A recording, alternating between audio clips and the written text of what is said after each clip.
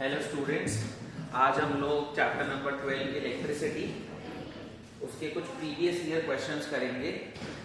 जो क्वेश्चन आज तक पेपर में आए हैं 2011, 2012, 2013, 2014 वो क्वेश्चंस मैं आप लोगों के लिए लेके आया हूँ जिससे आप बहुत अच्छी प्रैक्टिस कर सकें न्यूमेरिकल्स की।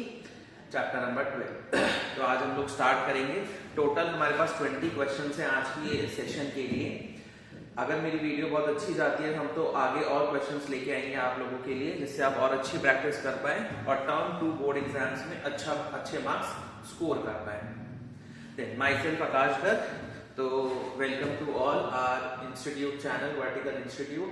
तो आज हम लोग अपने 20 क्वेश्चंस का सेशन स्टार्ट करेंगे।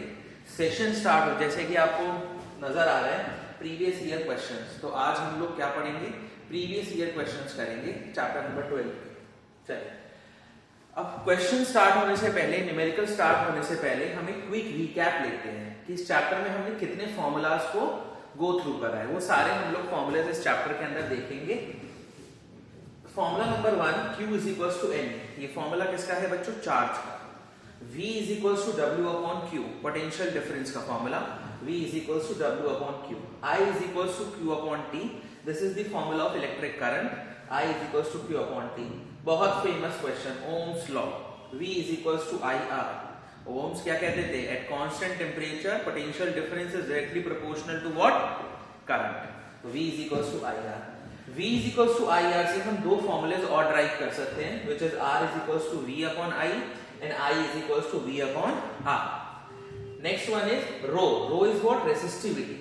Resistivity is also known as specific resistance. Rho is equals to RA divided by N. Next formula is resistance in series. When we connected more than resistance in series, then the formula will be R1 plus R2 plus dash dash dash up to Rn. When we connected number of resistance in parallel, then the formula will be R parallel is equals to 1 upon R1, 1 upon R2, dash dash dash 1 upon Rn. Next one is power. ये power का formula आप लोगों ने 9th class के अंदर पढ़ा था। पावर is equals to W upon T। ये फॉर्मूलेज हम लोगों ने क्लास 10th में पढ़े हैं पावर के। Power is equals to V into I। Next one is P is equals to I square into R। Next one is P is equals to V square upon R। And this is the formula of electrical energy, means energy E is equals to P into T। And second one is H is equals to I square into R into T. This formula is known as the Joule's law of heating. आप सबने ये पढ़ा होगा, H का formula I square into R into T। तो बच्चों आज हम यही सारे फॉर्मूलेस को यूज करेंगे और अपने न्यूमेरिकल्स को सॉल्व करेंगे। न्यूमेरिकल्स बहुत इंपॉर्टेंट है, इसलिए ये वाली वीडियो आप लोगों के लिए बहुत ही इंपॉर्टेंट है for chapter number 12। Then question number 1 is draw a symmetric diagram of an electric circuit. हमें एक डायग्राम बनाना है इलेक्ट्रिक सर्किट का, comprising of 3 cells. How many cells? 3 cells. And an electric bulb, एक इलेक्ट्रिक बल्ब है, emitter, plug key in the on mode. ये सब किस में है? On mode में है।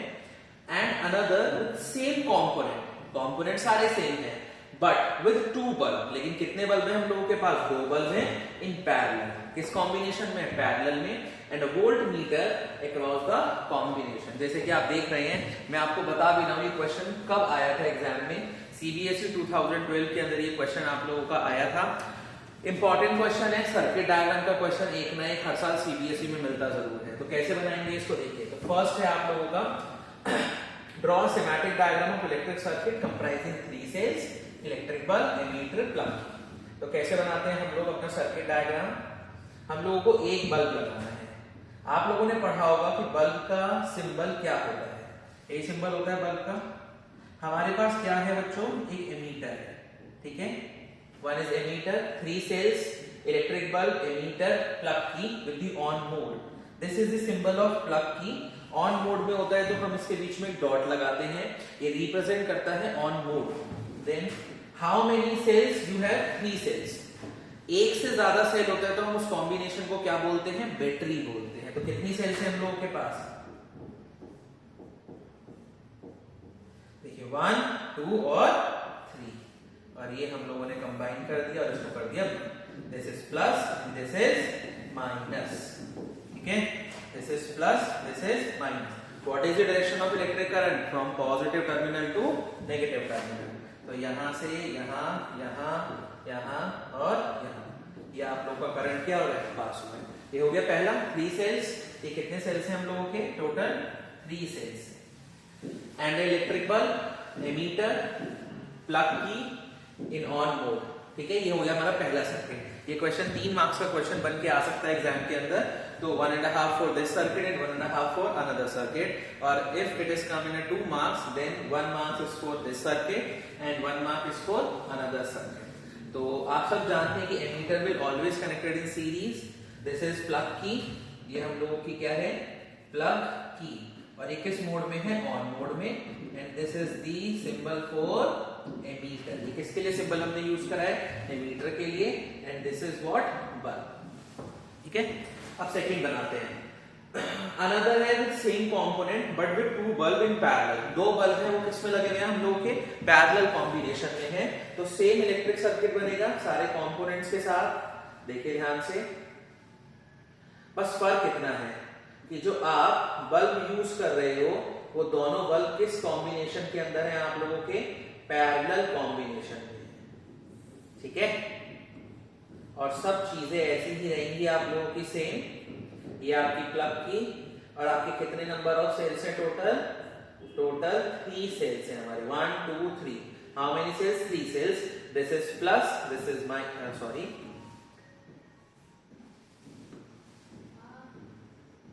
this is plus, this is minus, this is plus, this is minus. Okay, then same direction from positive to negative terminal. कहां से कहां जाएगा हमारा करंट, पॉजिटिव से नेगेटिव जाएगा। लेकिन एक चीज है इसके अंदर, एक और चीज करेक्ट है, वो क्या है आपका वोल्ट मीटर।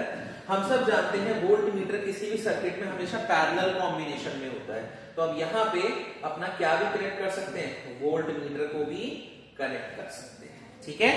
तो ये हमारा हो गया वोल्ट मीटर। हमारा हो गया इलेक्ट्रिक बल्ब, वो किस कॉम्बिनेशन में है, पैरेलल कॉम्बिनेशन में है। देन हमारा एमीटर सीरीज, प्लग की, एंड दिस इज 3 सेल्स जो हम लोगों को लगाएंगे। ये हमारे कितने सेल्स हैं, 3 सेल्स। और ये हमारी क्या है बच्चों, प्लग की है। And this is the ammeter, और ये क्या है, एमीटर है। Okay, understood. आई थिंक आप लोगों को समझ में आया होगा कि हम लोगों को क्या करना था। ओके, और ये आपका प्लस, ये आपका माइनस। डन, ये हो गया आपका फर्स्ट क्वेश्चन। चलिए move to the second question. Second question है आप लोगों का, how much current with an electric bulb. पहले मैं हमेशा न्यूमेरिकल्स करने से पहले आप लोग हमेशा ध्यान रखिया कीजिए कि आप लोगों को पहले जो चीजें गिवन है उसको लिखिए, उसके बाद क्या निकालना है उसको देखिए, देन सोचिए कि हम लोग कौन सा फॉर्मूला यूज कर सकते हैं जिसकी हेल्प से हम अपने अननोन वैल्यू को इजीली क्या कर पाए, कैलकुलेट कर पाए। तो हाउ मच करंट, हम लोगों को क्या निकालना है, करंट निकालना है। When an electric bulb draws from 220 volt source. तो यहाँ पे पोटेंशियल डिफरेंस गिवन है, कितना गिवन है, 220 volt. If the resistance of the bulb is 1200 ohm, resistance कितना दे रखा है आप लोगों को, 1200 ओम गिवन है। If in place of bulb, तो पहले आपको इस केस में करंट बताना है, इस वाले केस में करंट कितना होगा। फिर लिखा है अगर हम बल्ब की जगह हीटर यूज करें और वो 100 ओम का है, is connected to the sources, देन आपको बताना है कि करंट कितना होगा। दोनों केसेस में आपको करंट निकालने हैं। अगेन ये क्वेश्चन सीबीएसई 2012 के अंदर आया था आप लोगों का, और बहुत ही अच्छा क्वेश्चन है और बहुत ही इजी है, आप लोग जानते हैं। तो बताइए, V है, R है, I है। तो अगेन आप सब जानते हैं कि हम लोग क्या यूज करेंगे यहाँ पे, बाय ओम्स लॉ। आप सब जानते हैं जितना मैथमेटिकल पोर्शन होता है, जैसे मैथ्स में स्टेप वाइज नंबर मिलते हैं, ऐसे फिजिक्स के अंदर जितने भी न्यूमेरिकल्स होते हैं उन सब में स्टेप वाइज मार्किंग मिलती है। अगर बाय चांस आपको आगे क्वेश्चन नहीं आता सॉल्व करना, बस आपको ये पता है कि ये फॉर्मूला हम यूज कर सकते हैं, तो आप फॉर्मूला एटलीस्ट लिख के आइए एग्जाम के अंदर। सब्जेक्टिव पेपर है आप लोगों के, तो आपको उस पर भी नंबर मिलेगा। हाफ मार्क्स सीबीएसई वाले रखते हैं कि अगर बच्चे ने फॉर्मूला लिखा है, फॉर्मूले में वैल्यू सही लगाएंगे तो उसे हाफ मार्क्स मिलना चाहिए, ठीक है। तो हम ओम्स लॉ लगाएंगे। ओम्स लॉ हम सब जानते हैं क्या होता है, V equals to I R। हमें निकालना है I, that is V upon R। What is V? V is 220 and what is R is 1200। इसको क्या कर दें, कट कर दें, 0 से 0 कैंसिल हो गए, 2 11 22, 2 6 12 और 0, ये कितना बचा आप लोगों का 11/60 आया।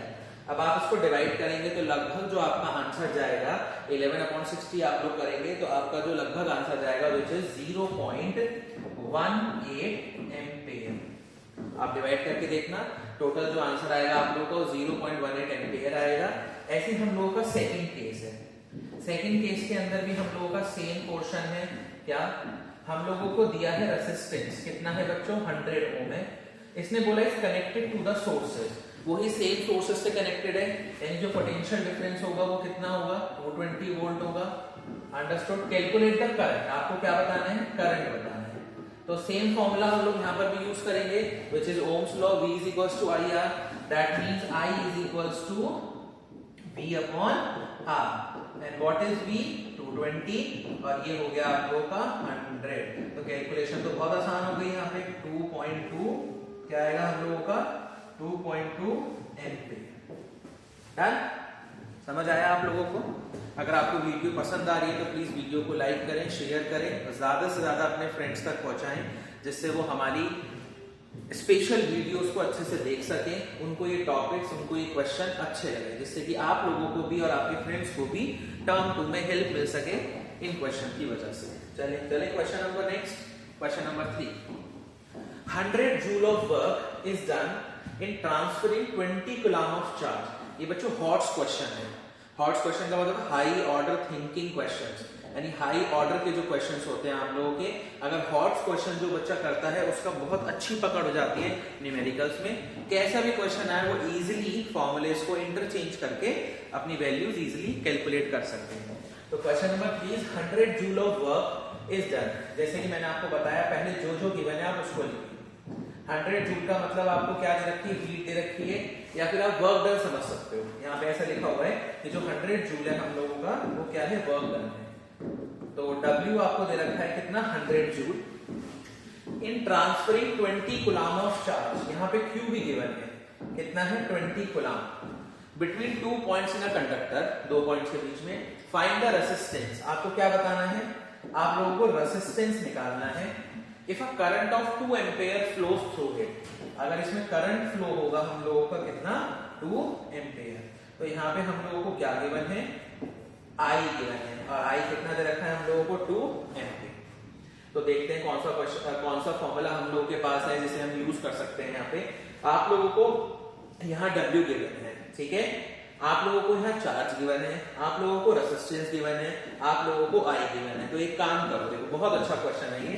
तो हम सबसे पहले इसमें फॉर्मूले पता लगाते हैं कि कौन सा फॉर्मूला हम लोग यूज करेंगे और क्या कर सकते हैं। तो आपने फॉर्मूला पढ़ा था V is equals to W upon Q, पढ़ा था ये फॉर्मूला। अगर मैं यहां से W निकालता हूं तो वो आता है V मल्टीप्लाई बाय Q, ठीक है। अगेन एक फॉर्मूला आप और पढ़ के आए हो, V is equals to IR, बताओ पढ़ा है कि नहीं पढ़ा। तो ये तो इक्वेशन फर्स्ट हो गई, ये इक्वेशन सेकंड हो गई। तो हम क्या करेंगे, हम इक्वेशन सेकंड की वैल्यू फर्स्ट में पुट करते हैं, V की जगह पे IR रखेंगे। तो put the value of equation second in equation first, ठीक है। तो ये हो गया W is equals to I into R into Q। देखो हमें जो चीजें गिवन है हम उसी के अकॉर्डिंग तो काम करेंगे। अब देखो आपके पास W है, आपके पास Q है, आपके पास I है, क्या निकालना है R। कितना इजी हो गया आप लोगों के लिए। तो पुट करिए वैल्यू सारी। तो W is 100, I is 2, R हमें कैलकुलेट करना है, ये दिस इज 20। तो आप लोगों का जो R होगा वो किसके बराबर हुआ, R is equals to 100 divided by 2 multiply by 20, ठीक है। 0 से 0 कैंसिल, 2 5 जा 10 और 5 अपॉन 2 का मतलब हो गया बच्चों 2.5 ओम। रेजिस्टेंस की यूनिट क्या होती है, ओम होती है, तो 2.5 ओम। डन। ये क्वेश्चन नंबर हमारा 3 था। चलिए नेक्स्ट चलते हैं क्वेश्चन नंबर 4। क्वेश्चन नंबर 4 क्या है, पढ़ते हैं इसको हम लोग। The voltage current that means VI graph जो ओम्स ने बनाया था for a conductor at 2 different temperature T1 and T2। 2 different temperatures पे हमारा एक VI ग्राफ बना हुआ है T1 and T2 is shown. Question पूछ रहा है eight which of the 2 temperature इनमें से कौन से टेम्परेचर में the resistance of the conductor is higher, resistance किसमें ज्यादा होगा, और अपने आंसर को आप क्या करना है, जस्टिफाई करना है। तो हमारा ये ग्राफ बना हुआ है, this is T2 and this is T1, और ये आप लोगों का करंट है, ये आप लोगों का V है। अच्छा, आप सब जानते हैं कि जो रेसिस्टेंस होता है, देखिए आप जस्टिफाई कैसे करेंगे अपने क्वेश्चन को, resistance is directly proportional to temperature. आप लोगों ने 4 फैक्टर्स पढ़े होंगे जो रेसिस्टेंस को अफेक्ट पहुंचाते हैं। Number 1 is length, number 2 is area, number 3 is temperature, number 4 is nature of material. तो टेम्परेचर का रिलेशन रेसिस्टेंस से डायरेक्टली प्रोपोर्शनल होता है। जहां टेम्परेचर ज्यादा होगा वहां पे रेसिस्टेंस भी ज्यादा होगा। तो ये पूछ रहे T1 या T2 में से रेसिस्टेंस किसका ज्यादा होगा। और एक बात और ध्यान रखनी है, resistance is always inversely proportional to what, current. तो जिसका करंट कम होगा उसका रेसिस्टेंस भी क्या होगा, आपका ज्यादा होगा। तो ध्यान से देखिए करंट कौन से केस में आपका कम है। अगर मैं T2 वाला देखूं तो T2 में जो मेरा करंट है वो यहां पर है, और T1 में जो मेरा करंट है वो यहां पर है। यानी वैल्यू किसकी ज्यादा है, वैल्यू जो ज्यादा है वो कौन से केस में है, T1 में करंट की वैल्यू ज्यादा है, और T2 में करंट की वैल्यू क्या है, कम है।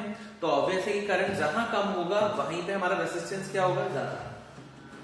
हम लोग अच्छे से जानते हैं कि करंट का और जो रेसिस्टेंस का रिलेशन होता है वो कैसा होता है, इनवर्सली प्रोपोर्शनल होता है। तो दैट्स व्हाई क्योंकि T2 के अंदर करंट कैसा है, कम, इसलिए T2 वाले टेम्परेचर में रेसिस्टेंस कैसा होगा, बहुत ज्यादा। तो आप फाइनल आंसर जो लिखेंगे उसमें क्या बताएंगे,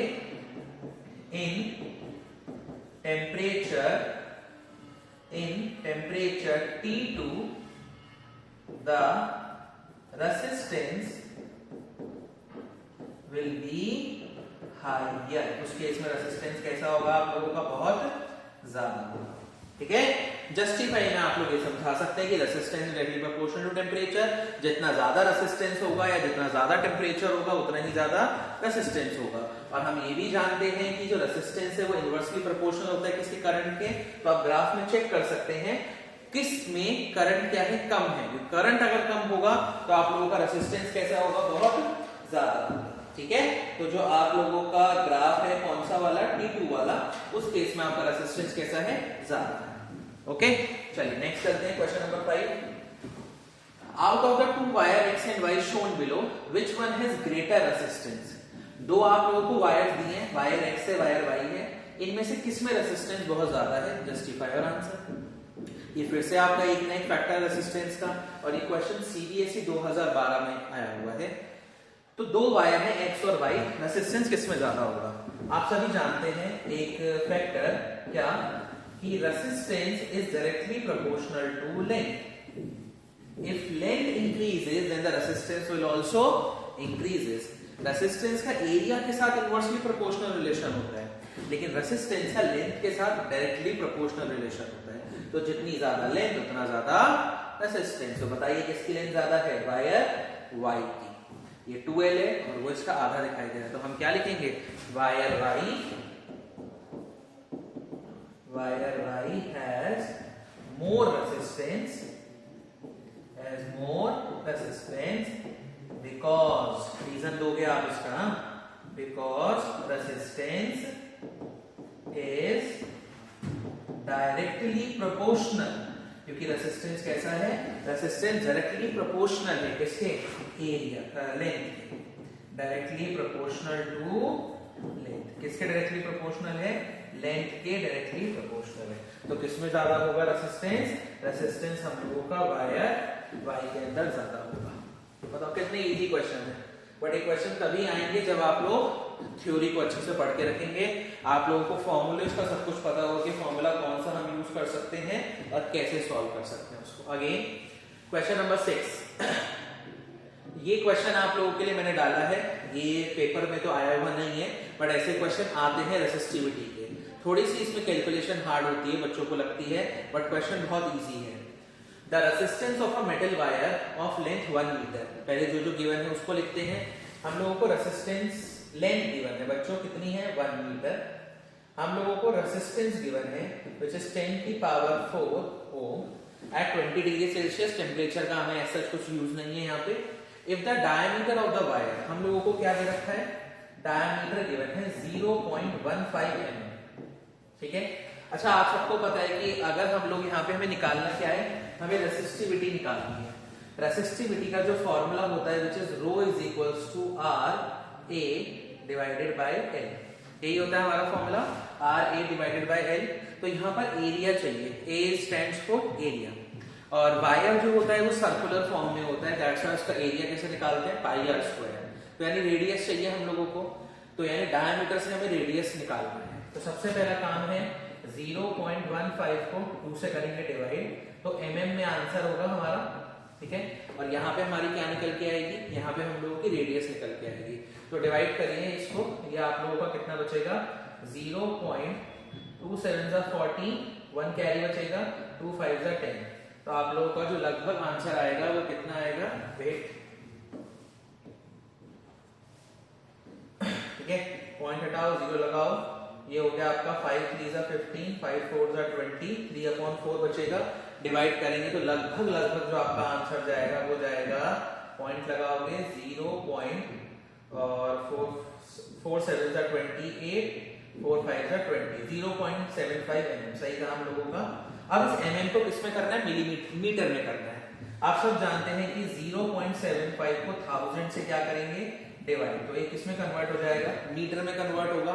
यानी मैं इसे लिख सकता हूं 0.75 multiply 10 to the power -3 metre. समझ आया कि हम लोगों ने क्या निकाला, अभी रेडियस निकाला, 2 से डिवाइड करा हम लोगों ने इसको, 2 से डिवाइड करने के बाद अच्छा एक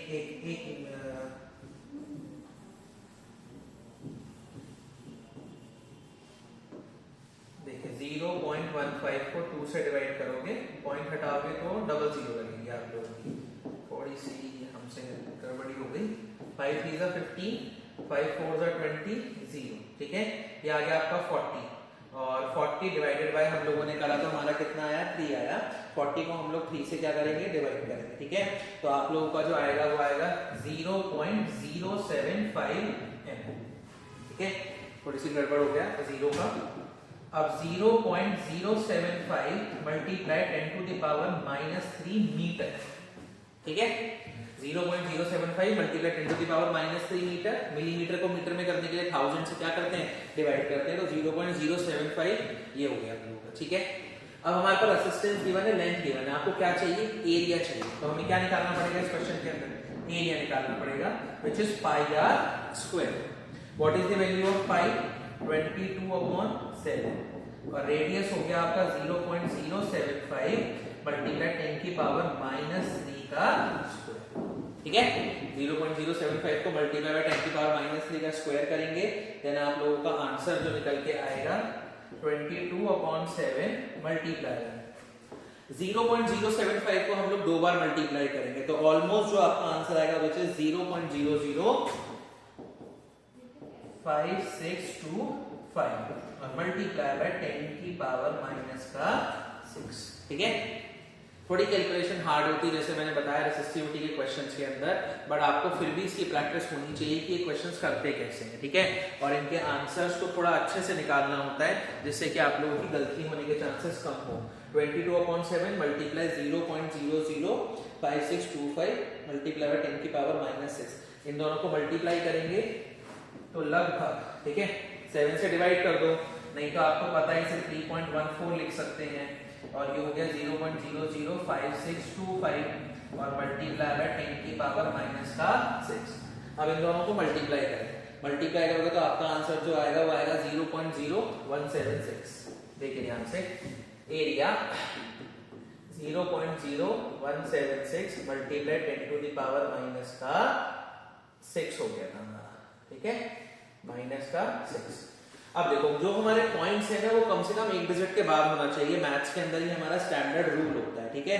तो हम पॉइंट्स को थोड़ा आगे शिफ्ट करेंगे, मैं पॉइंट को 2 डिजिट आगे लगा, यानी 1.76 पे लेके आ गया, आगे शिफ्ट करा तो 10 की पावर कितना हो गया, -8, और ये मीटर स्क्वायर इंक्रीज हो जाएगी ना, -6 से कितना हो गया आप लोगों का, -8 हो गया, ठीक है। -2 पावर पीछे लाते तो हमने -2 इंक्रीज कर दी, तो 1 और 1 2, 1.76 10 to the power -8। एरिया निकल गया हम लोगों का, चलिए निकालिए, रो R into A divided by N। What is resistance, हम लोगों ने देखा था रेसिस्टेंस इज 10 की पावर 4, 10 की पावर 4 इंटू एरिया कितना आया बच्चों 1.76 10 की पावर माइनस का 8 डिवाइडेड बाय 1। अच्छा नीचे 1 है तो उससे तो कुछ फर्क पड़ेगा नहीं, क्वेश्चन ऐसे ही हो जाएगा 1.76 is to 10 to the power minus का 4 ओम मीटर। या क्या निकल के आई, ये आई हम लोगों की रेसिस्टिविटी। बताइए समझ आया? 1.76 10 की power minus 4 ohm metre, minus 8 plus 4 तो कितना हो गया, माइनस का 4 बचेगा, 1.76 10 की power minus 4 ohm metre. Done. बहुत इंपॉर्टेंट क्वेश्चन था, क्वेश्चन नंबर 6। नेक्स्ट चलते हैं क्वेश्चन नंबर 7 पे। दो स्टूडेंट्स हैं, परफॉर्म द एक्सपेरिमेंट, उन्होंने एक्सपेरिमेंट्स परफॉर्म करे हैं on series and parallel combination of two given resistance R1 and R2। दो रेसिस्टेंस पे करा है इन्होंने, एक R1 पे किया है, R2 पे किया है। And plot the following VI graph, और इन लोगों ने यहाँ पे क्या बनाए हैं, VI ग्राफ बनाए हैं। Two students perform the experiments on series and parallel combination of two given graphs R1 and R2 and plot the following VI graph. थोड़ा सा क्वेश्चन मिसिंग है आई थिंक यहाँ पर जो हम लोगों से पूछा जा रहा है वो हम लोगों से ये पूछा जा रहा है, हाँ, इनमें आपको बताना है कि विच, थोड़ा सा मिसिंग है क्वेश्चन ये, which of the following diagram is correct. इसमें कौन सा डायग्राम जो है वो सही है और आपको उसे क्या करना है, जस्टिफाई करना है। भाई ये आप लोगों को सीरीज और पैरेलल का ग्राफ बना रखा है। अच्छा आप लोगों को एक चीज पता होगी, थोड़ा सा हम लोग देखते हैं सीरीज में क्या होता है हम लोगों का। सीरीज के अंदर, सीरीज में हमारी जो वोल्टेज होती है, वोल्टेज वो डिफरेंट होती है, ठीक है, अलग अलग होती है। और जो करंट होता है वो हमारा कैसा होता है, सेम। करंट कैसा होता है हम लोगों का, सेम। ऐसे ही अगर मैं आपसे बात करूं पैरेलल कॉम्बिनेशन की, तो पैरेलल में जो हमारा वोल्टेज होता है वो सबको सेम मिलता है, 220 वोल्ट सबके घरों में आता है और सेम सारे अप्लायंसेस को मिलता है। लेकिन करंट जो होता है हम लोगों के पास वो क्या हो जाता है, डिवाइड हो जाता है, ठीक है। तो आप लोगों को बताना है क्वेश्चन देखिए कि इनमें से कौन सा वाला ग्राफ जो है बिल्कुल सही है, पहला वाला सही है या बाद वाला सही है। अब पहले वाले में देखो क्या लिखा है, पहले वाले में सीरीज कॉम्बिनेशन में करंट कम है और पैरेलल कॉम्बिनेशन के अंदर करंट ज्यादा है और पैरेलल में वोल्टेज कम है। अगर मैं सेकंड वाला ग्राफ देखूं तो उस केस में पैरेलल वाले में करंट कैसा है, कम है आप लोगों का। अच्छा अगर आप सीरीज करते हो, सीरीज कॉम्बिनेशन में करते हो तो रेसिस्टेंस कैसा आता है, सीरीज में ज्यादा आता है। अगर सीरीज में रेसिस्टेंस ज्यादा होगा तो बताओ कौन कम होगा, करंट कम होगा। और अगर मैं पैरेलल की बात करता हूं तो पैरेलल में रेसिस्टेंस कम आता है लेकिन करंट कैसा होता है, ज्यादा होता है। तो हम उसी को देखते हुए ये काम करेंगे। अब देखो अगर मैं बात करता हूं सीरीज कॉम्बिनेशन की, तो सीरीज इस वाले ग्राफ में जो सीरीज कॉम्बिनेशन है उसमें करंट बहुत ज्यादा है, ठीक है। जबकि सीरीज में करंट कैसा होता है आप लोगों का, कम होता है, क्योंकि रेसिस्टेंस कैसा होता है उस केस में ज्यादा होता है, R1 plus R2 plus R3 करते हैं। अगर मैं ए वाला ग्राफ देखता हूं तो ए वाले ग्राफ में सीरीज में करंट कैसा है, कम है, तो रेसिस्टेंस ज्यादा होगा ऑब्वियस है। और पैरेलल में करंट कैसा है, ज्यादा है, इसका मतलब पैरेलल में रेसिस्टेंस कैसा होता है, कम होता है, हम सब जानते हैं। तो इसलिए हमारा कौन सा वाला ग्राफ इसमें सही है, पहला वाला ग्राफ सही है। तो आप आंसर क्या देंगे, आप देंगे graph A is correct because in this graph, क्योंकि इस ग्राफ के अंदर, because in this graph current is higher, current कैसा है, current is higher in parallel combination, current कैसा है, higher है इसमें parallel combination में, ठीक है। and current is lowest in series combination, ठीक है। इसी वजह से जो ग्राफ नंबर ए है वो कैसा बनाया गया है, उसको हम लोगों ने सही बनाया है, ठीक है। तो ग्राफ नंबर ए जो होगा वो आप लोगों का सही होगा। ग्राफ नंबर ए में पैरेलल कॉम्बिनेशन में करंट ज्यादा, और हम सब जानते हैं कि पैरेलल में करंट ज्यादा होता है, रेजिस्टेंस कम होता है, क्योंकि रेसिप्रोकल होता है ना पैरेलल में। नेक्स्ट चलते हैं question number 8। The wattage of a bulb is 24 what. Actually ये वेटेज का मतलब यहाँ पे पावर है, आप लोगों का जो पावर दी गई है वो 24 वॉट दी गई है। When it is connected to 12 volt battery, जब ये किससे कनेक्ट होगा, 12 वोल्ट बैटरी से कनेक्ट होगा। कैलकुलेट इट्स इफेक्टिव वोल्टेज, हम लोग इसकी इफेक्टिव वोल्टेज निकालेंगे इफ इट ऑपरेट्स, अगर हम इसे 6 वोल्ट बैटरी पे डाल दें तो बताओ पावर कितना होगा। बेसिकली हमें ये बताना है। Neglect the change in resistance, ये क्वेश्चन में दे रखा है कि चेंज इन रेजिस्टेंस को नेग्लेक्ट कर दो due to unequal heating of the filament in the two cases, क्योंकि दोनों केसेस में अनइक्वल हीटिंग हो रही है। ये आपका क्वेश्चन सीबीएसई 2011 में आया है। The wattage of a bulb is 24 watt when it is connected to a 12 volt battery, calculates is effective voltage. हम लोगों को इसकी क्या निकालनी है, टोटल इफेक्टिव वोल्टेज निकालनी है, कितनी है, ठीक है। तो आप लोगों को क्या दे रखा है, ध्यान से देखिए। पहले वाले केस में हम लोगों को पावर दी गई है, कितनी दे रखी है, 24 वॉट, और हमें V दे रखा है, कितना दे रखा है, 12 वोल्ट। तो एक काम करते हैं, हम लोग कौन सा फॉर्मूला यूज करें, P is equal to V into I use कर लेते हैं, करंट निकाल लेते हैं हम लोग। P is equal to V into I use करते हैं और करंट निकालते हैं उस केस से।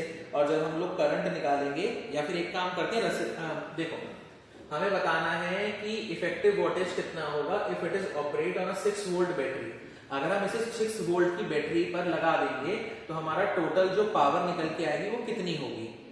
तो एक हमारा है फैक्टर जो इसमें हमें दिया भी है, neglect the change in resistance, resistance को नेग्लेक्ट कर दो और उस केस को पकड़ के आप लोग अपना क्वेश्चन सॉल्व कर सकते हैं। हमेशा ध्यान रखना, अगर आपका वोल्टेज या पावर में कुछ चेंज होता है ना तो रेजिस्टेंस में कोई फर्क नहीं पड़ता।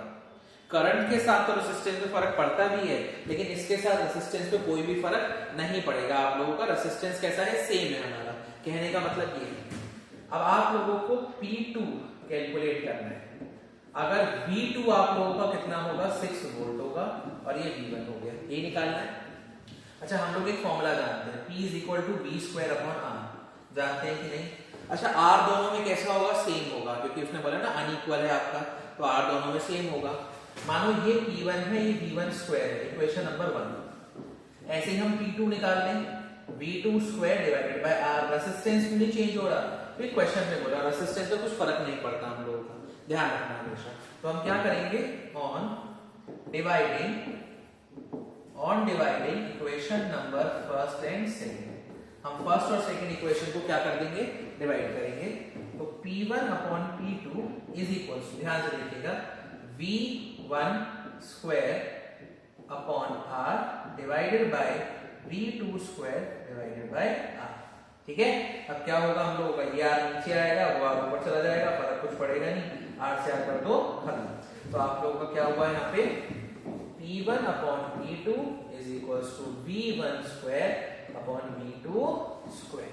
जो जो वैल्यूज है उसको रख देते हैं हम लोग। देखिए P1 कितना है आप लोगों का, 24, P2 हमें नहीं पता, P1 है आप लोगों का 24, P2 हम लोगों को निकालना है। V1 कितना है आप लोगों का, V1 is 12 and V2 is 6, V1 is 12 यानी 12 into 12 और 6 into 6, 6 2 जा 12, 6 2 जा 12, ये हो गया P2 is equals to 24 divided by 4, और P2 4 6 जा कितना होता है 24, आंसर है 6 वॉट। कितना आएगा आंसर आप लोगों का, यानी जो पावर होगा आपका सेकंड केस में वो कितना आने वाला है, 6 वॉट आने वाला है, ठीक है। चलिए नेक्स्ट है क्वेश्चन नंबर 9। क्वेश्चन नंबर 9 है आपका, an electric iron has a rating of 750 what, ठीक है। एक इलेक्ट्रिक आयरन है आप लोगों का, यानी P आप लोगों को गिवन है, कितना गिवन है P, 750 वॉट। आपको वोल्ट दे रखा है, यानी पोटेंशियल डिफरेंस है 220 वोल्ट। ये सीबीएसई 2011 का क्वेश्चन है। पहला निकालना है आपको करंट कितना होगा इसके अंदर, बहुत इजी है। Power P is equal to V into I, आपको I चाहिए तो I हो गया P अपॉन V। P कितना है आप लोगों का 750 और V कितना है आपका 220, ठीक है। कट कर दो इसको, 0 से 0 कैंसिल, 22 को 75 से हम एज सच डिवाइड तो नहीं कर सकते हैं, मतलब कटेगा नहीं किसी भी टेबल से, डिवाइड कर देते हैं हम इसको। तो लगभग जो हमारा आंसर आएगा ये चला जाएगा हमारा 22 3 कितना हो गया 66, आपका बचा 9, पॉइंट लगा के 0 उतारोगे, उसके बाद आप 4 से कर सकते हो इसको, तो 3.4 आप लोगों का एम्पेयर के आसपास इसका क्या आएगा, आंसर आएगा। पहले वाले केस में हमारा, पहले वाले केस का जो आंसर आएगा 3.4 एम्पेयर के आसपास। और सेकंड जो आप लोगों का केस है उसमें बताना है आपको रेजिस्टेंस कितना होगा, तो आपने आई निकाल लिया, वी है आपके पास, तो काम बहुत आसान है, आप V is equal to I R भी यूज कर सकते हैं। आपको रेजिस्टेंस चाहिए तो V अपॉन आई हो जाएगा, V है आपका 220 और ये है आपका 3.4, पॉइंट हटा दो, मल्टीप्लाई बाय 10 कर दो ऊपर और डिवाइड कर दो, 2 1 2 2 7 14 1 1 0, ठीक है। अब आपका हो गया 1 1 0 डिवाइडेड बाय 17, इसको 17 से डिवाइड करोगे आप लोगों का लगभग आंसर जो आएगा वो आएगा 64.53 ओम। डिवाइड कर लेना आप लोग, 1100 डिवाइड बाय 17 करोगे, लगभग जो आंसर आप लोगों का जाएगा विच इज 64.53 ओम के आसपास आप लोगों का आंसर आएगा, ठीक है। नेक्स्ट है हम लोगों का क्वेश्चन नंबर 10। ये आपको ग्राफ बनाना है, आपको कुछ डाटा गिवन है, V वोल्ट दे रखे हैं, ये आपको करंट दे रखा है। ये सीबीएसई 2018 रिसेंटली आया हुआ है आप लोगों का, सीबीएसई 2018 में plot a graph between current I, आपको करंट आई और पोटेंशियल डिफरेंस V के बीच में ग्राफ खींचना है और उसके बाद आपको रेजिस्टेंस निकालना है। इसमें रेजिस्टेंस निकालने के दो तरीके हैं आप लोगों के, या तो आप हर केसेस में रेजिस्टेंस निकालो, हर केस का रेजिस्टेंस निकालो और फिर एवरेज रेजिस्टेंस निकाल दो। जैसे आप अपनी परसेंटेज काउंट करते हो, total number divided by probability कैसे निकालते हो, total number of outcomes divided by number of outcomes, या favourable outcomes divided by number of outcomes. तो ऐसे ही आप अपने एवरेज भी निकालते हो मार्क्स का, जितने सब्जेक्ट हैं ऊपर और नीचे आप लोग टोटल नंबर जो लिखते हो, एवरेज हम मीन निकालते हैं। या तो आप ऐसे कर दो, नहीं तो आप चेंज इन रेजिस्टेंस निकाल लो, कितना चेंज हुआ है, पोटेंशियल डिफरेंस में कितना चेंज हुआ है और करंट में कितना चेंज हुआ है, उसके हेल्प से भी आप लोग इस क्वेश्चन को सॉल्व कर सकते हैं। तो सबसे पहला जो काम है हम लोगों का वो है इसका ग्राफ बनाना, ठीक है। देखिए, तो आप नीचे आई रखते हो, ऊपर बी रखते हो, 0.1234 जा रहा है आपका, तो 0 0.1 0.2 और 0.3 0.4 0.5 0.6 0.7, देन नेक्स्ट है आप लोगों का 0.8 0.9, ठीक है। यही तक हम लोगों को ऑलमोस्ट 0.8 तक ही है, तो 0.8 तक रख के 9 तक करके और इसको ये हो गया हमारा, ठीक है।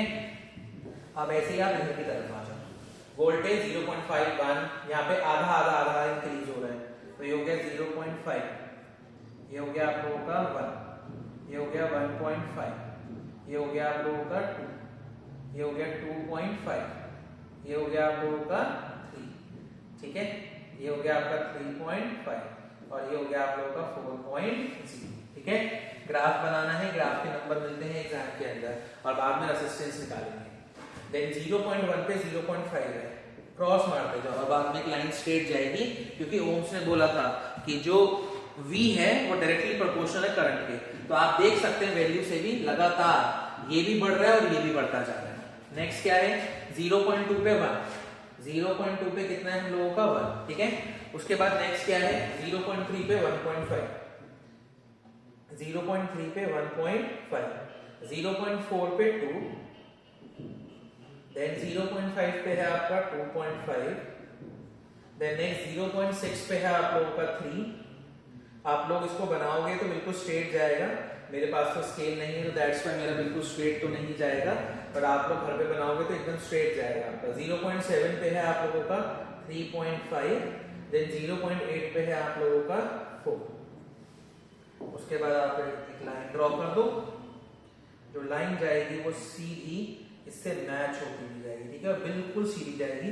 मेरी हल्की सी टेढ़ी है क्योंकि मेरे पास स्केल नहीं है, आप लोग घर में बनाएंगे तो आप लोगों का एकदम सीधा ग्राफ जाएगा। फिर आपको बताना है रेसिस्टेंस कितना है। तो देखो रेसिस्टेंस निकालने के लिए, रेसिस्टेंस जो है वो किसके बराबर है, यहाँ पे स्लोप के बराबर है। Slope of V I graph आप तो जानते हो ना, स्लोप क्या होता है? स्लोप का मतलब होता है एकदम स्ट्रेट लाइन, जो स्लैंट पोजीशन में होता है, that is known as slope. तो आप जो स्लोप है ये स्लोप हमें क्या कैलकुलेट करके देता है? ये स्लोप हम लोगों को रेसिस्टेंस कैलकुलेट करके देता है। आप V = IR तो जानते हो, अगर आपको वहां से R चाहिए तो आप V/I करते हो उस केस में, तो आप यहाँ पर भी ऐसे ही करेंगे। जो स्लोप है वो बराबर होगा change in potential difference divided by change in, कितना चेंज हुआ है आप लोगों का? Change in current.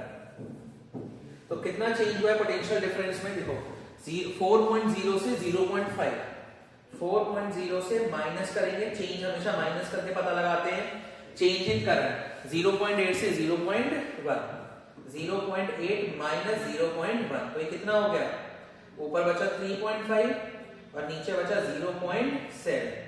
आंसर आएगा आप लोगों का 7×5 से 35, 5 ओम।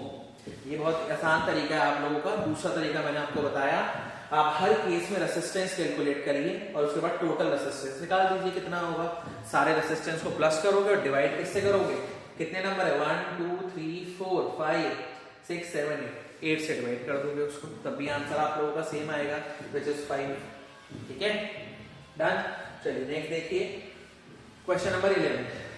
The figure show 3 cylindrical copper conductor, 3 नहीं है एक्चुअल, क्वेश्चन में थोड़ी सी गलती है, 2 सिलेंड्रिकल कॉपर है आप लोगों के पास। ठीक है, 3 नहीं है यहाँ पे है आप लोगों के 2 cylindrical copper conductor along with their face area and length.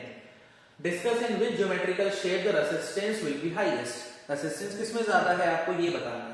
ये सीबीएसई सैंपल पेपर 2018 का क्वेश्चन है, जो सीबीएसई वाले सैंपल पेपर डालते हैं आप लोगों को पैटर्न समझाने के लिए कि पेपर कैसे आएगा कैसे नहीं। अब दोनों की देखो, इस क्वेश्चन में पहले वाले में लेंथ L है और एरिया A है, ठीक है। दूसरे वाले में लेंथ 3L हो गई, L से 3L हो गई और एरिया क्या हो गया? 1/3 हो गया, यानी 3 से क्या कर दिया? डिवाइड कर दिया। अच्छा, आप सब जानते हो रेसिस्टेंस जो होता है वो डायरेक्टली प्रोपोर्शनल लेंथ के होता है और रेसिस्टेंस इनवर्सली प्रोपोर्शनल एरिया के होता है। तो वहां रेसिस्टेंस ज्यादा होगा जहां पे लेंथ ज्यादा होगी। तो अच्छे समझ में आया कि कौन से वाले शेप में रेसिस्टेंस ज्यादा है? सेकंड वाले में, क्योंकि लेंथ L से कितनी हो गई? 3L, लेकिन एरिया क्या हो गया? आधा। तो रेसिस्टेंस किसमें ज्यादा होगा? इस वाले। तो resistance will be higher in B shape. कौन सी वाली शेप में ज्यादा है? बी वाली शेप में रेसिस्टेंस हम लोगों का ज्यादा है। ओके, चलिए नेक्स्ट देखिए, क्वेश्चन नंबर 12। क्वेश्चन नंबर 12 है आप लोगों का, find the current drawn from the battery by the network of 4 resistor. आप लोगों को 4 रेसिस्टर दिए गए हैं, चारों रेसिस्टर्स में आप लोगों को बताना है कि इसके जो टोटल करंट होगा वो आप लोगों का कितना होगा। ये हमारा सीबीएसई 2015 का क्वेश्चन है, 2015 के पेपर में ये हम लोगों का आया था। तो आप लोगों को बताना है इस केस में सबसे पहले कि आपका टोटल रेसिस्टेंस कितना है, और उसके बाद आप लोग निकालेंगे इसके अंदर क्या कि इसका जो करंट होगा वो आप लोगों का कितना होगा। ठीक है, तो देखिए ध्यान से, ऐसे क्वेश्चन में रेसिस्टेंस निकालने के लिए पहले आपको वायर पहचानना है कि वायर आपका है कहां। तो आपका ये वायर है, यहां से लेके यहां तक ये कॉम्बिनेशन है, यहां से लेके यहां तक। तो अगर मैं देखूं ये, इसको R1 मान लो, इसको R2 ले लो, इसको R3 ले लो और इसको R4 ले लो। ठीक है, अगर मैं देखूं यहां से और यहां तक ये जितने भी आपके है रेसिस्टेंस, ये सीरीज में ज्वाइन हुए हैं, सीरीज में।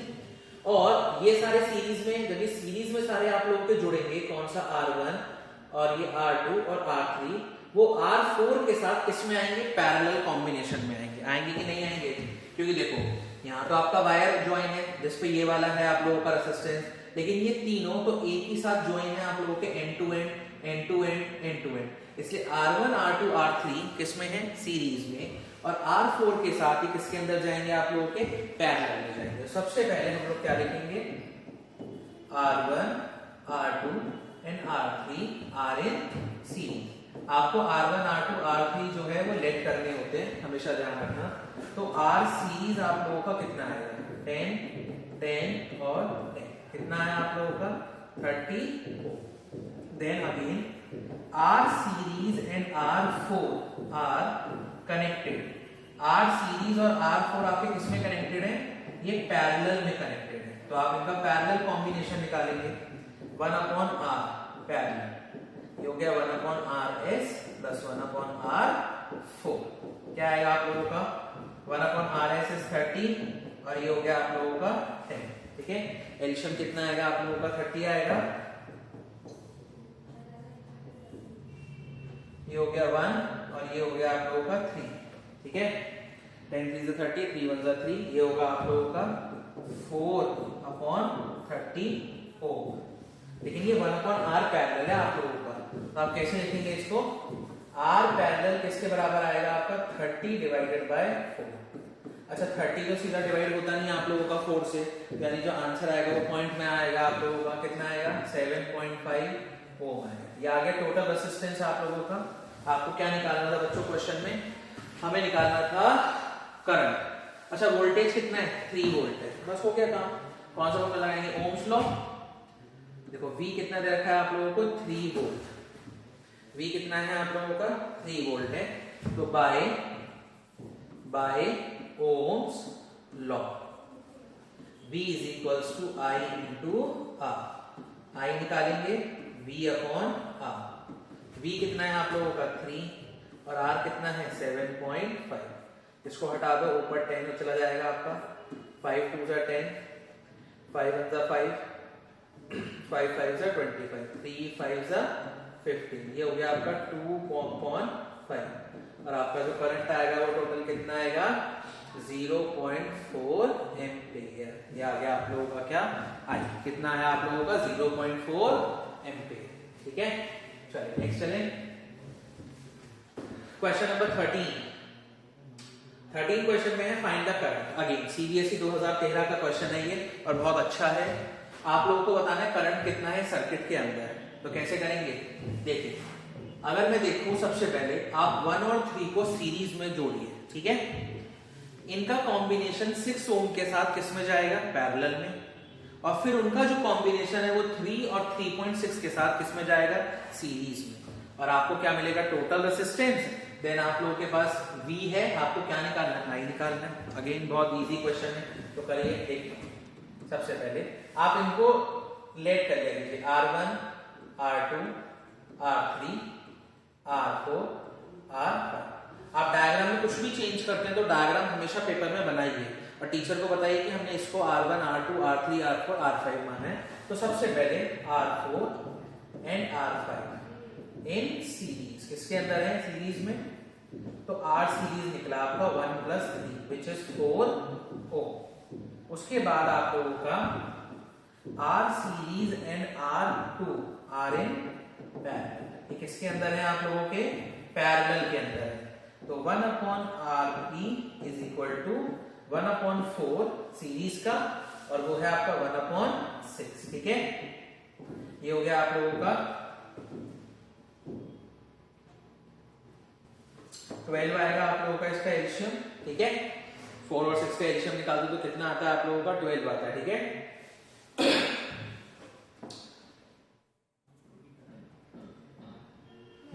ये हो गया आपका 4 3 जा 12 प्लस और 6 2 जा 12, ये हो गया 1/Rp और आपका Rp जो आएगा वो आएगा 12/5, ठीक है। ऑलमोस्ट हो जाएगा आपका 2.4 ओम, ठीक है।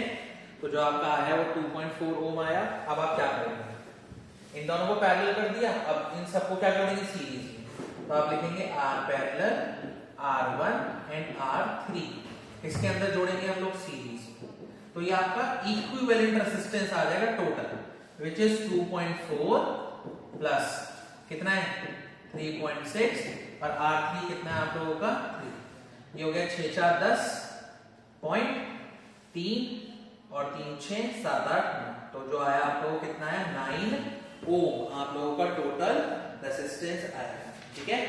9 ओम आप लोगों का जो है टोटल रेजिस्टेंस आएगा। अब आपको क्या निकालना है करंट, तो I is equals to V/R। V कितना है आप लोगों का 4.5 और ये है आप लोगों का 9 5 जा 45, तो 0.5 एम्पियर, ये आपका क्या आएगा करंट आएगा, ठीक है। 0.5 डन। चलिए नेक्स्ट देखिए, show how would you join 3 resistors.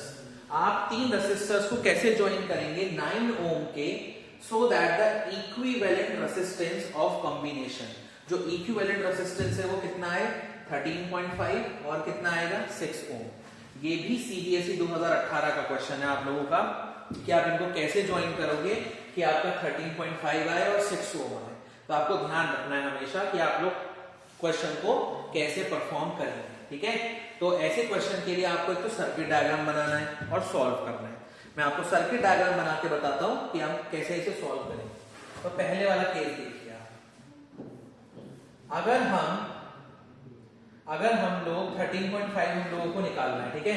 अब 13.5 हम लोगों को कब मिलेगा, जब हम लोग एक काम करते हैं, 2 रेसिस्टेंस को तो कनेक्ट करें किसके अंदर, पैरेलल में, ठीक है, और एक को कनेक्ट करते हैं इसके साथ इसमें सीरीज। आपको थोड़ा सा कैलकुलेशन पहले करके देखनी पड़ेगी, ठीक है, नहीं तो आपका डायग्राम गलत होगा। R1 हो गया 9 ओम और 3 रेसिस्टेंस है, R2 हो गया 9 ओम और R3 हो गया आप लोगों का 9 ओम। देखो मैंने कैसे पता लगाया, 13 कब मिलेगा मुझे, 13 मिलेगा मुझे जब मैं 9 के अंदर 4.5 को प्लस कर दूं, तभी मुझे 13.5 मिलेगा। अब 4.5 कब आएगा, 4.5 9 का आधा होता है।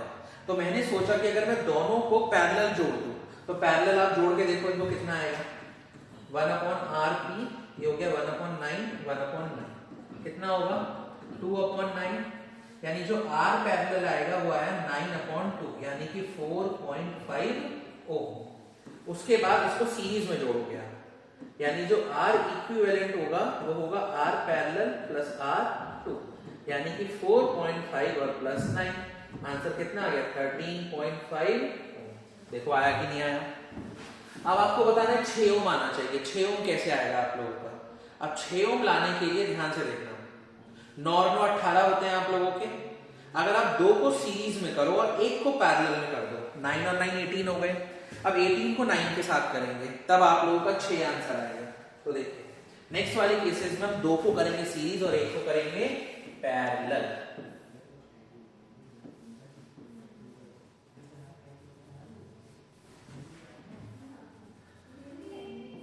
ठीक है, ये हो गया आपका ए बी वायर, ये हो गया 9 ओम और ये भी हो गया आप लोगों का 9 ओम और ये भी हो गया 9 ओम। दिस इज R3, ये हो गया R1 और ये हो गया आप लोगों का R2।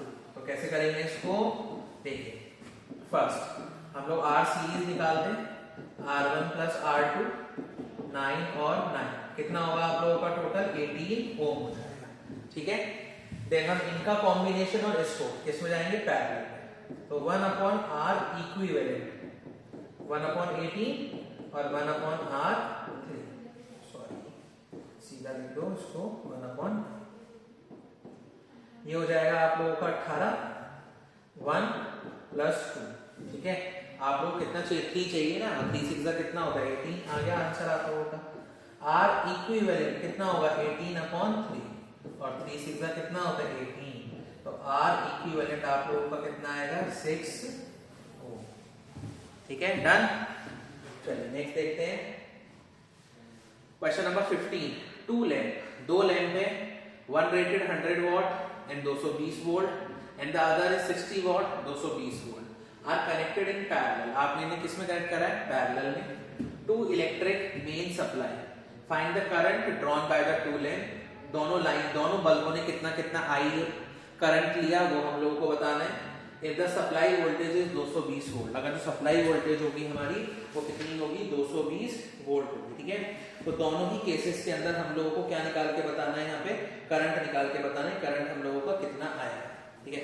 तो पहले बल्ब के अंदर हम लोग करंट निकाले और दोनों पैरेलल में है। पैरेलल के केसेस में करंट अलग अलग होता है ना अलग अलग। तो यानी हम लोग अगर हमें टोटल बताना है ना कि find the current drawn by two bulb from the line, दोनों बल्बों का टोटल करंट बताने के टोटल करंट इन्होंने कितना लिया है, तो हम दोनों केसेस से करंट निकालते हैं। और अगर आपको पैरेलल वाली डेरिवेशन याद हो तो पैरेलल में हम I is equals to I1 plus I2 करते थे, ऐसे करते थे। तो सेम वही काम यहाँ पे करते हैं हम लोग। इसको इसके 2 तरीके के क्वेश्चन करने के, या तो आप पहले रेसिस्टेंस निकालिए इसका, क्योंकि आपके पास पावर ऑफ v है तो आप p is equal to v square upon r निकालिए, फिर r की हेल्प से आप दोनों केसेस का करंट निकालिए। या आसान तरीका है आप लोगों के पास कि आप लोग क्या निकाल लीजिए, करंट निकालिए दोनों केसेस से, क्योंकि p is equal to v into i हम लोगों ने फॉर्मूला पढ़ा है। दो करंट आ जाएंगे, आपको टोटल करंट बताना है। और पैरेलल में करंट ऐसे निकालते हैं क्योंकि पैरेलल में करंट डिवाइड होता है, वोल्टेज सेम होती है, ध्यान रखना। तो हम दोनों केसेस से क्या निकालते हैं, करंट निकालते हैं। तो सबसे पहले फॉर फर्स्ट बल्ब, पहले बल्ब के लिए P1 100 वॉट है एंड V1 इज 220 वोल्ट है, ठीक है।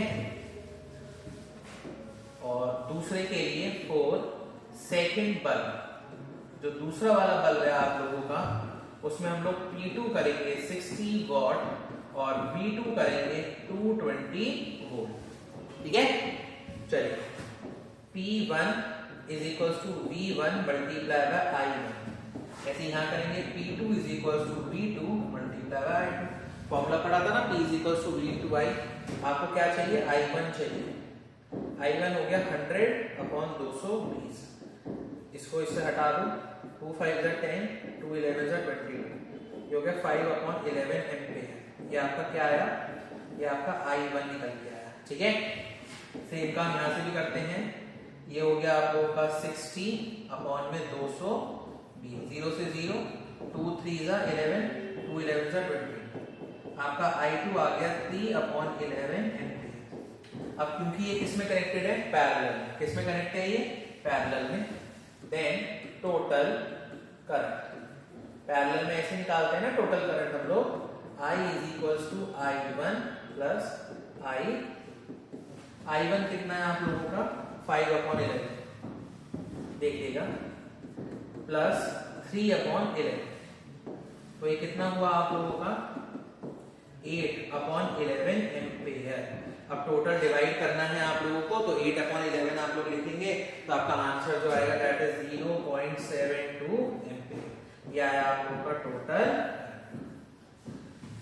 तो ये हम लोगों ने टोटल 15 क्वेश्चंस करे हैं। अभी आपके 5 क्वेश्चंस बचे हैं, वो हम लोग अपने नेक्स्ट वीडियो के अंदर करेंगे।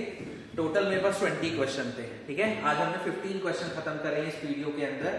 होप आप लोगों को पसंद आए हो, आप इनकी प्रैक्टिस घर पे करिए, इन क्वेश्चंस को अपने पास लिखिए। और आपको अगर वीडियो पसंद आई है तो ज्यादा से ज्यादा इसको लाइक करिए, शेयर करिए और हमारे चैनल को सब्सक्राइब करिए। Thank you so much.